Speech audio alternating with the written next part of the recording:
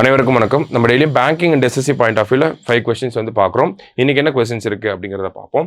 First question பார்த்தீங்கன்னா, who has been appointed as the chairperson of ISRO அப்படின்னு சொல்லி கேட்டிருக்காங்க.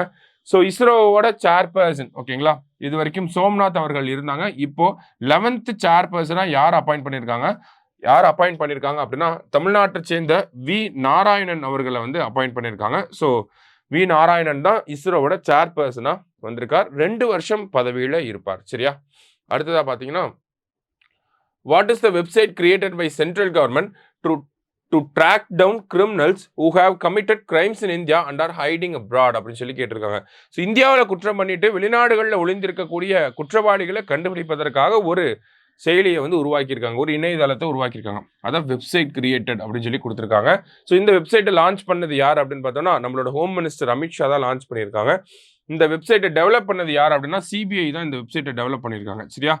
என்ன வெப்சைட் அப்படின்னு பார்த்தோம்னா, பாரத் போல் அப்படிங்கிறதா இந்த வெப்சைட்டோட பேர். எப்படி இன்டர்போல் அப்படின்னு சொல்லி இருக்கு, இன்டர்போலோட நம்ம கம்யூனிகேட் பண்ணி தான் இந்த மாதிரியான கிரிமினல்ஸை நம்ம அரெஸ்ட் பண்ண முடியும், இந்தியாவுக்கு கொண்டு வர முடியும். ஓகேங்களா? ஸோ அதனால அதுக்கு பாரத் போல் அப்படின்னு சொல்லி பேர் வச்சிருக்காங்க. சரியா? அடுத்தது, where is the headquarters of Interpol அப்படின்னு சொல்லி கேட்டிருக்காங்க. So headquarters of Interpol, international police, அதுதான் இன்டர்போல் அப்படின்னு சொல்றாங்க. எங்க இருக்குன்னா, லயன் அப்படிங்கிற சிட்டி பிரான்ஸ்ல இருக்கு. சரியா? லயன் இன் பிரான்ஸ். அடுத்தது, Bahadur Singh Sahoo has been elected as the president of which sports body of India அப்படின்னு சொல்லி கேட்டிருக்காங்க. ஸோ எந்த ஸ்போர்ட்ஸ் ஃபெடரேஷன் அப்படின்னு பார்த்தீங்கன்னா, அத்லெட்டிக்ஸ் ஃபெடரேஷன் ஆஃப் இந்தியா, இதோட பிரசிடென்ட்டாக வந்திருக்காரு. சரிங்களா? சாகு.